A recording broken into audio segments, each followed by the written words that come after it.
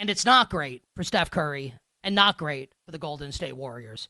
I would like to say this, that last night I got a text from friend of the show, and I'm going to find the text. NBC sports betting analyst, our buddy Jay Croucher.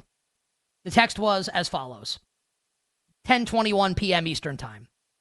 Sorry, Steph. I love you, buddy, but I think I need this hamstring injury to be a bad one. To which I replied, see ya in October, Steph. We're not rooting for injury.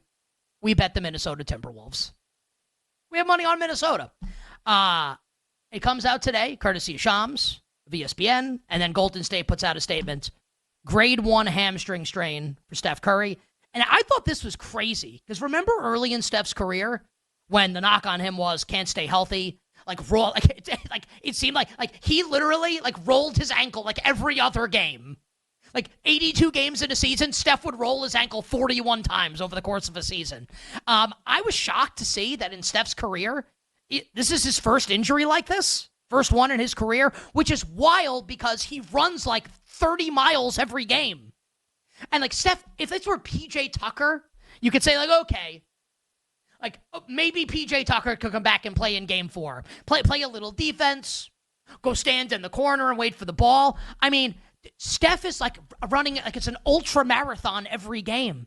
You can't rush him back if you're harboring hopes of winning a championship. I'll say this about any player in any sport with a hamstring injury. And not that you need a medical degree to know this, but you come back too soon and you aggravate that injury, you're done. Then we'll see you in October, 100%. So you can't rush him back early. You actually, I guess you could if they lose the next 3 games and you feel like you're going to get whatever, then they could. But I mean, if you're hoping that's not the case. So going to be reevaluated in a week. And this is where the schedule really hurts the Golden State Warriors. Game 2 tomorrow night. Game 3 Saturday. Game 4 Monday. Game 5 a week from today. So 1 day off in between games. So Curry is going to be reevaluated in 1 week, which is the day of Game 5. You would assume that he's not going to be able to play in that game. That's best case scenario. That's the best case, right? Best case scenario is that he comes back for Game 5, and that seems like it's unlikely. If you're Minnesota, you better close this out in 5. You better win the next 4 games. And I'm telling you, there's absolutely no excuse for Minnesota not to win the next 4 games. Zero excuse for the Wolves not to win 4 straight, or at least if Steph's going to come back for Game 5, you go into Game 5 up 3-1.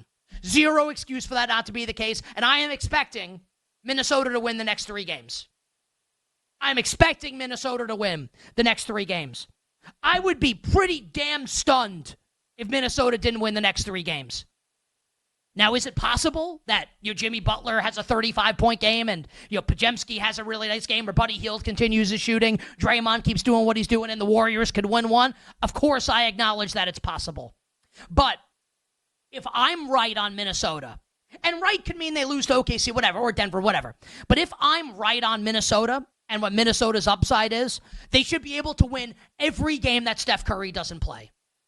This isn't, and I really respect Jimmy Butler.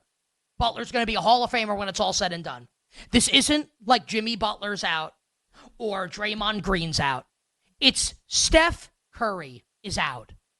Steph Curry is out. The Wolves should not lose another game while Steph Curry's out. Last night should be the only one. Wolves are a 10.5-point favorite tomorrow night. If you believe in Anthony Edwards and what he said, shots are going to fall.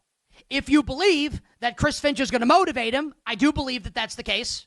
And I'm a little worried about it because I don't like what he said last night post-game, but he has kind of shown he's got that killer instinct, and Minnesota as a team has shown it's got the killer instinct. You would expect them to come out tomorrow night and absolutely lambaste the Golden State Warriors. I do like Minnesota to win. I do like Minnesota to cover. And I would be floored now if Minnesota lost this series.